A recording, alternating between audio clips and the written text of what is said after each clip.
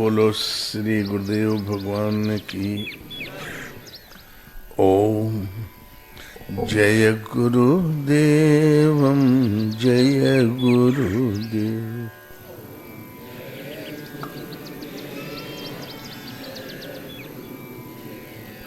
सोए पावन सोए शुभग शरीरा,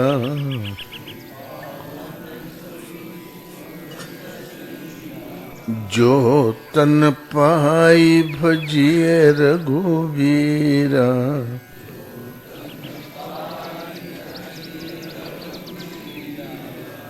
बोलो श्री राम जय जय राम।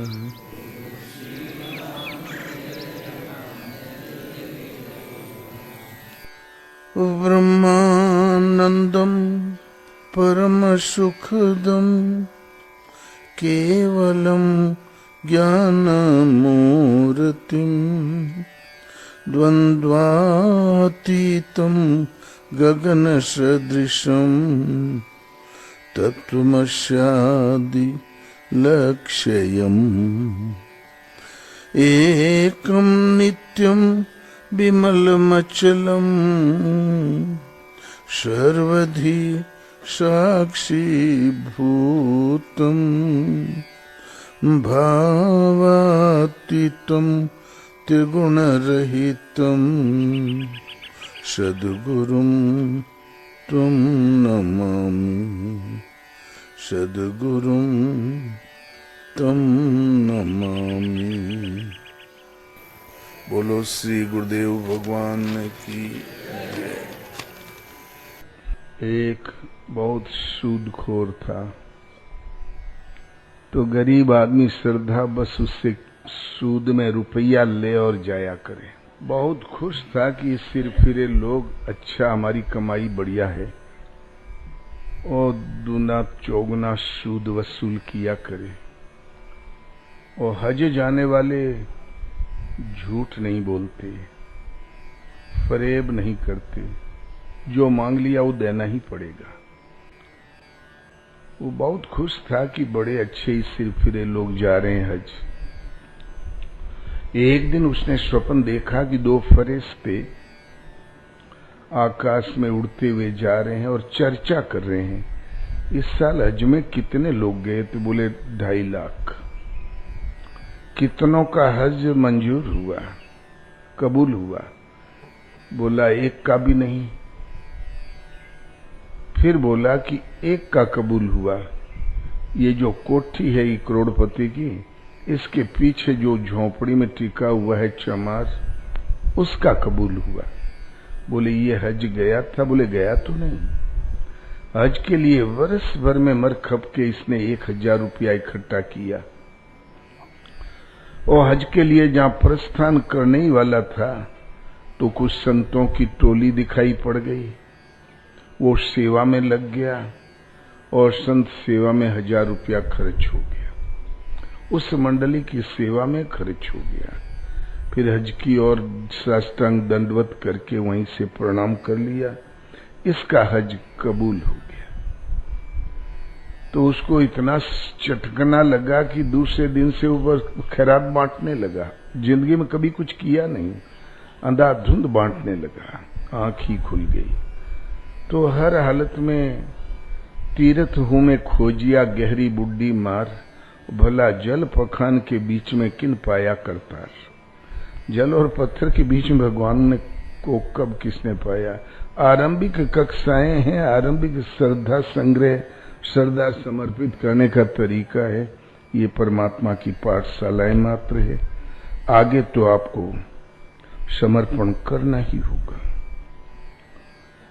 और पढ़े से कढ़ा अच्छा होता है।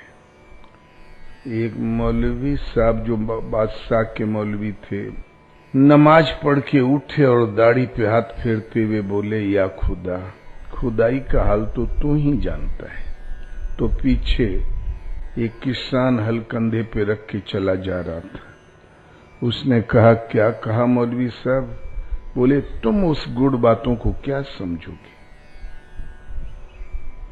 पढ़ा ने कढ़ा तुम मूर्ख आदमी उन गुदैश से बड़ी बातों को क्या समझोगे?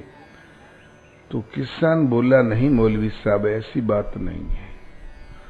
खुदा की खुदाई का हाल खुदाई भर नहीं जानता, मैं भी जानता हूं। बोले, तुम गंवार आदमी कैसे जान सकता है? बोले, शर्त लगा लो। मौलवी ने सोचा, सुबह सुबह अच्छा फंस गया ये। बोले, 1000 रुपया। बादशाह के सामने पेशी हुई। बोले, हजूर, ये खुदा की खुदाई जानता है। तो बोले, भाई बताओ खुदा की खुदाई। बोले, हजूर, इतना बड़ा करिश्मा देखने के लिए थोड़ा परिश्रम तो करना पड़ेगा। नावें आ गई, बैठ गए जहां पर ना मौलवी साहब, वो किसान और सेवक लोग, अंगरक्षक। नाव चली आगरा से जमुना में, फिर घूम गई चंबल में। चंबल की भयंकर घाटियों में पहुंचा नाव। तब बादशाह बोला, क्यों रे, कहां फंसा दिया, मरवा तो नहीं देगा? बोले, हजूर, थोड़ा और सब्र करें, बस पहुंचने ही वाले हैं। जहां भयंकर भीड़ में पहुंचे, कहीं 500 फीट गड्ढा, फिर टीला, फिर गड्ढा, फिर टीला, फिर गड्ढा और झाड़ियां। बोले, हजूर, खड़ा होके, ये खुदा की खुदाई है, ने आपके बाप खुदवाए हैं न मौलवी साहब के।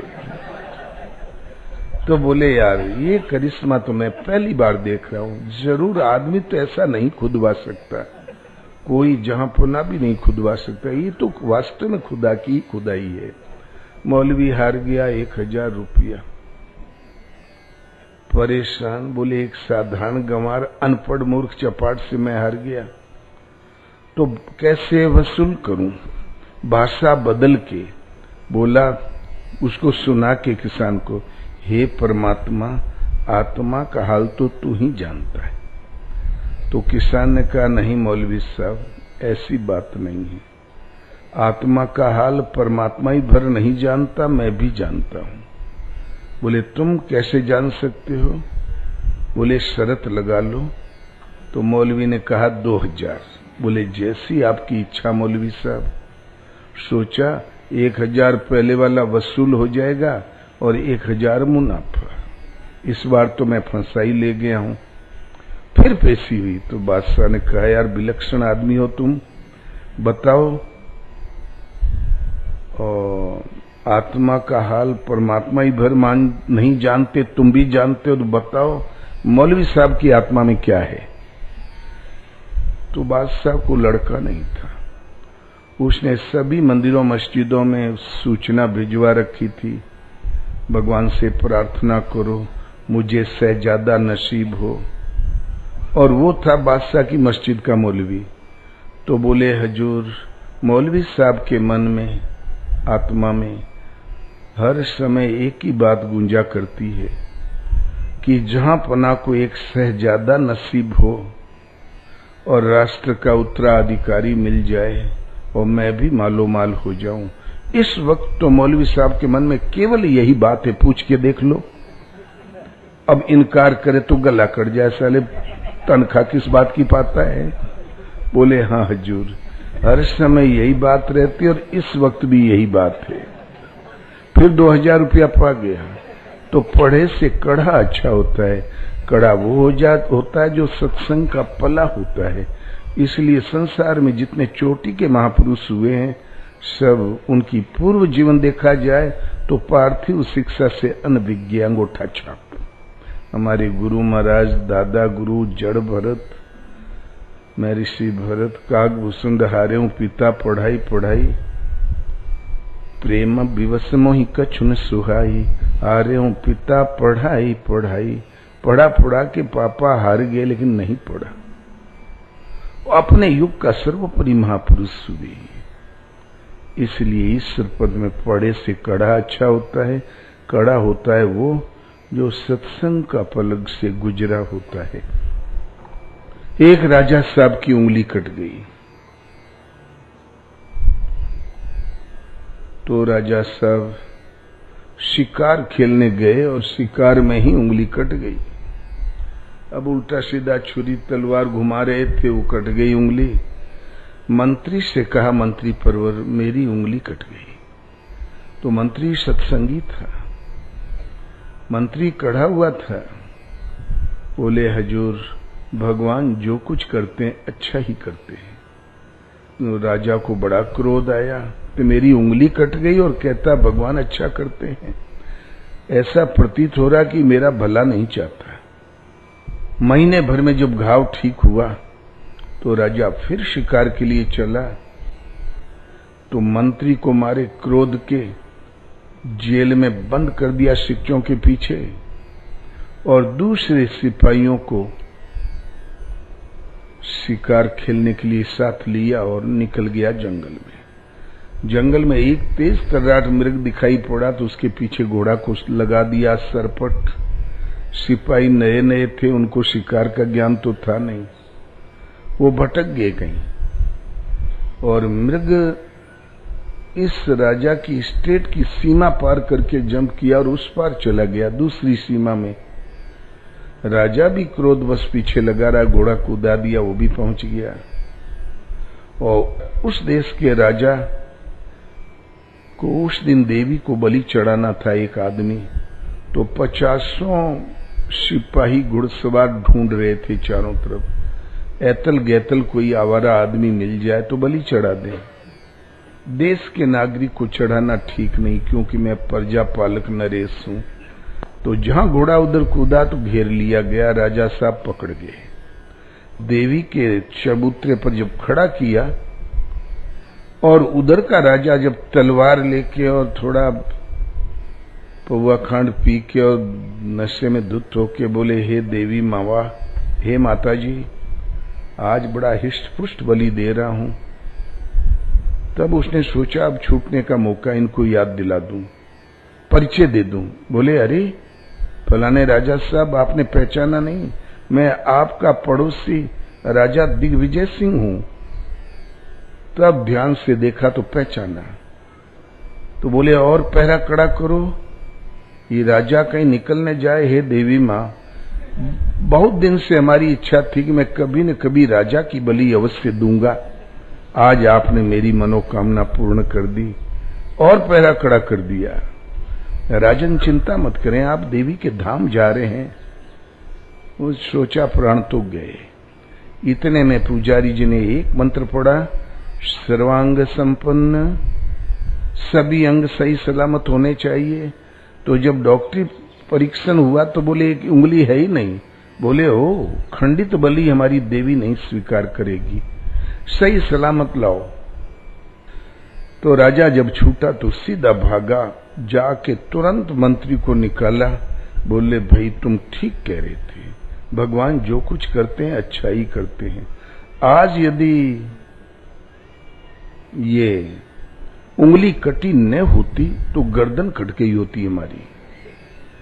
एक उंगली काट के ही भगवान ने मेरे प्राणों को, मेरे गले को, शीश को बचा लिया। वास्तव में भगवान जो कुछ करते हैं अच्छा ही करते हैं। लेकिन तुम्हारे साथ क्या अच्छा किया? 3 दिन सीलन भरी कोठरी में मच्छर काटते रहे, सड़ता रहा। बोले हजूर, हमारे ऊपर भगवान ने आपसे भी बहुत ज्यादा अच्छा किया। बोले वो कैसे? बोले ये गद्दार सिपाही आपका साथ छोड़ के पीछे हट गए। हमने शिकार में कभी आपका साथ छोड़ा? बोले कभी नहीं। तो मैं साथ जरूर होता, तो आप तो उंगली न होने से बच जाते और मैं था सही सलामत, मेरी बलि चढ़ जाती। तो 10 ठे मच्छड़े खवा के भगवान ने हमको बचा लिया और आपको उंगली काट के बचा लिया। तो इसलिए भगवान जो कुछ करते हैं अच्छा ही करते हैं। परिस्थितियों से आदमी को घबराना नहीं चाहिए, बस इतना ही ध्यान रखना चाहिए।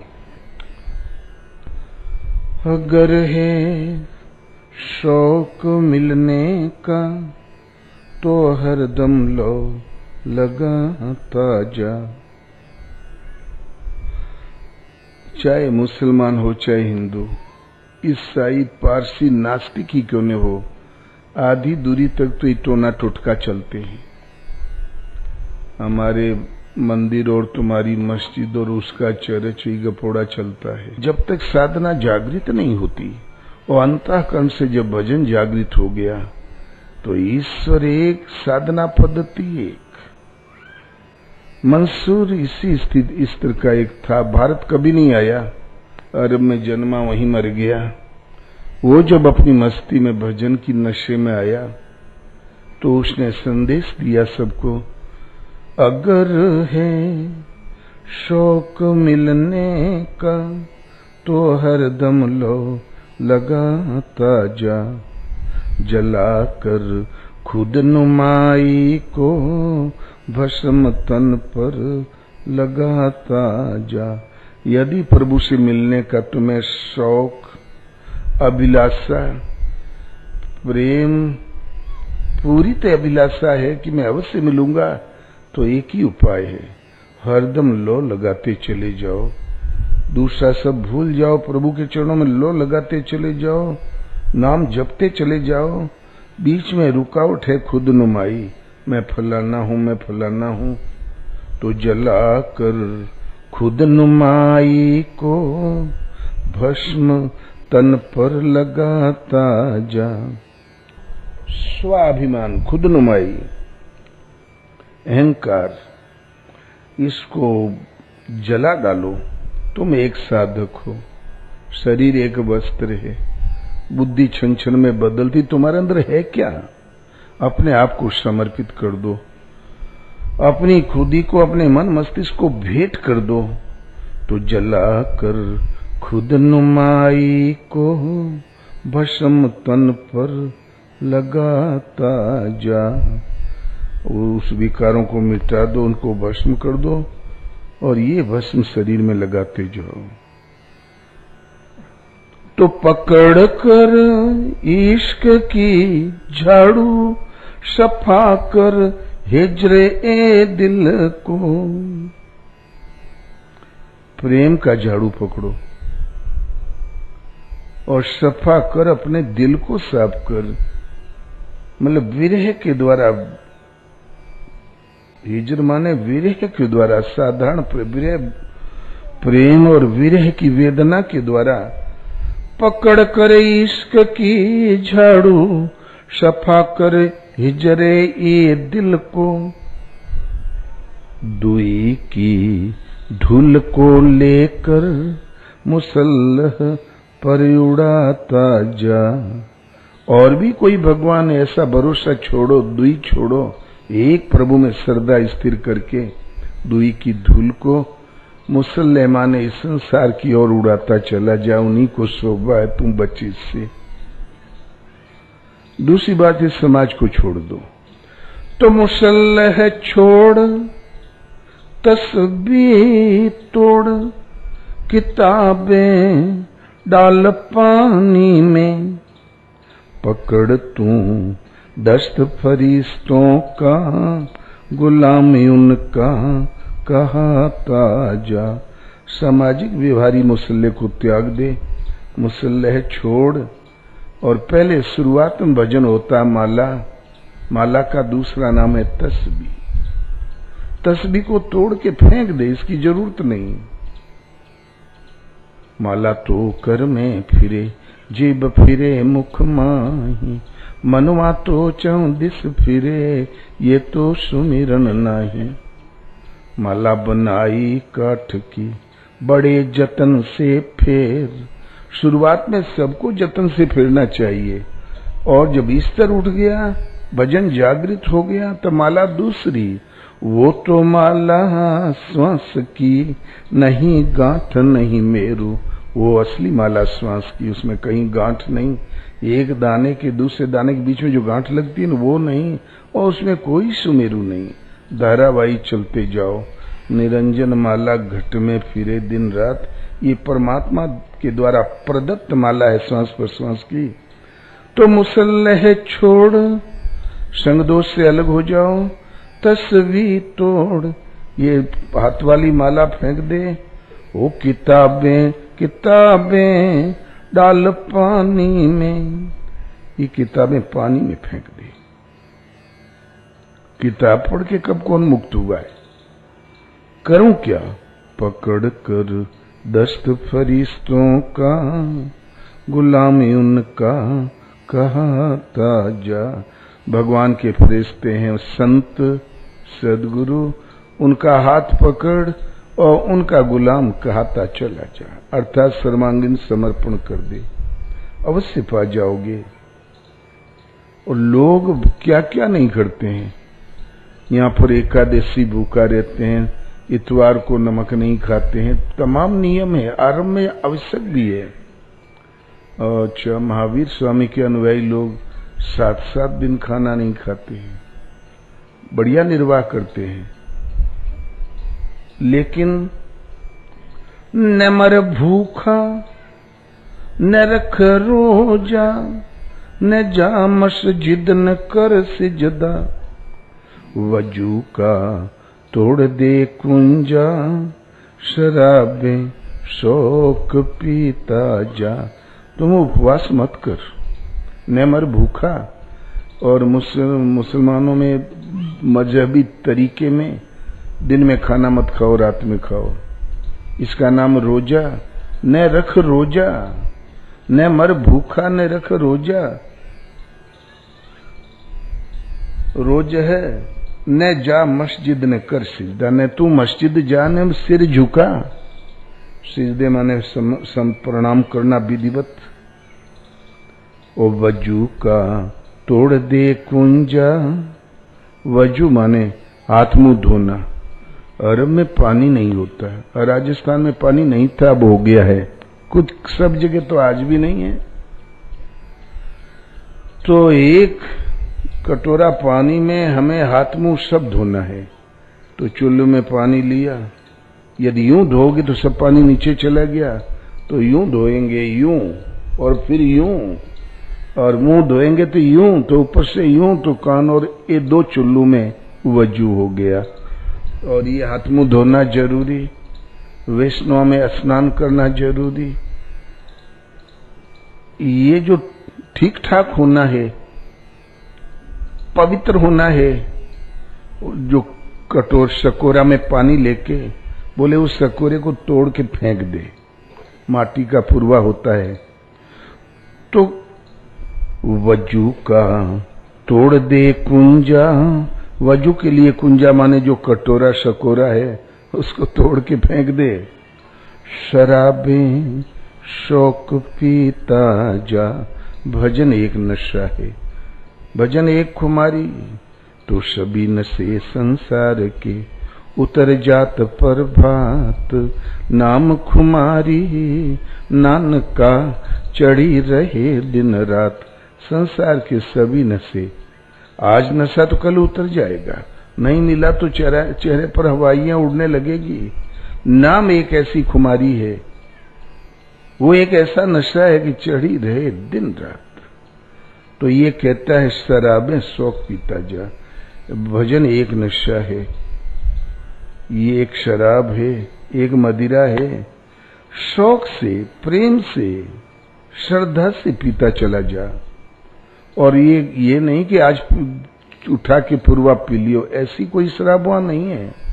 हमेशा खा, तो हमेशा खा हमेशा पी, न गफलत से रहो एकदम। हमेशा खा। शरीर का भोजन है रोटी दाल, जिससे इसका निर्वाह हो जाए, जो हजम हो जाए, जिससे शरीर का निर्वाह हो सके। किंतु आत्मा का खुराक भजन ही भोजन है, जिससे आत्मा सदा के लिए संतृप्त होती, वो है भजन। तो ये भजन रूपी भोजन हमेशा खा, और ये प्रेम से चिंतन करना हमेशा पी, शौक से पी। तो हमेशा खा हमेशा पी, भजन ही भोजन है। और प्रेम श्रद्धा से उसका सुमिरन करना, हमेशा पी नाम का मदिरा। न गफलत से रहो एकदम, लापरवाही एक पल की नहीं। गुरु महाराज कहते थे, कल की अपेक्षा कहीं भजन आज कम तो नहीं हो गया। शाम को बैठ के अपनी जांच किया करो रोज भजन की, कदाचित कम हो गया हो तो रात बिरात भजन पूरा कर लो, तब आगे बढ़ो। भजन की घट्टी जिस दिन तुम सहन कर लोगे, तो एक दिन थोड़ा छूटेगा, दूसरे दिन थोड़ा और छूटेगा, एक दिन सब कुछ छूट जाएगा। जट्टा फकीर हो और आचरण गिरस्त हो, बर्बाद हो जाओगे।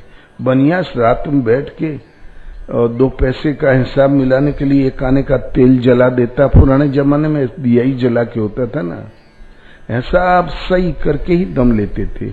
ऐसे ही साधक को चाहिए कि अपना हिसाब शाम को मिला ले कि भजन कहीं कम तो नहीं हुआ। कदाचित कम हुआ है तो रात बिरात उसको पूरा करो, तब आगे बढ़ो। गट्टी सहन नहीं करना चाहिए साधक को, अन्यथा एक दिन वो पटरी से उतर जाएगा। तो ये कहता है न गफलत से रहो एकदम, न गफलत से रहो एकदम, और नशे में सैर कर अपनी, खुदी को तू जलाता जा। इस नशे के माध्यम से सैर कर अपनी, अपने घर की सैर कर, अपने स्वरूप अपने धाम की सफर कर। नशे में सैर कर अपनी, खुदी माने होती माया, इसको तू जलाता जा। इसको जूं जूं भजन करोगे दग्ध होती चली जाएगी। न हो मुल्ला रास्ते में, लेकिन मजहबी झमेले, पंडित कहता है इधर आओ, मुल्ला कहता है इधर आओ, तो न हो मुल्ला न हो ब्राह्मण, दुई की छोड़ कर पूजा। दोनों की पूजा को छोड़ दे, त्याग दे। तो हुक्म है शाह कलंदर का, अनल हक तू कहता जा। हुक्म है, शाह माने स्वामी होता है, सदगुरु होता है, जो कलंदर है, मालिक है, उनका आदेश है। भगवान आदेश दे दे कि तुम इस स्वरूप में हो, वो शाह कलंदर का आदेश है। गगन मंडल में पिया गोहराई से आवागमन की फिक्र मिटी, वो शाह कलंदर का आदेश है कि भगवान पुकारे आकाश में। जहां उन्होंने कह दिया तू मेरा है तो आवागमन की फिक्र मिट गई। तो हुक्म है शाह कलंदर का, अनल हक तू कहता जा। अनल हक माने अहम ब्रह्मस्मि, उस प्रभु के स्वरूप में तुम स्थित हो। इस परिभाषा में तू अपने को देख, अनल हक कहता जा। भारत में सन्यासी लोग कहते हैं अहम ब्रह्मास्मि, एको ब्रह्म द्वितीयो नास्ति, प्रज्ञा नाम ब्रह्म, कई हथकंडे।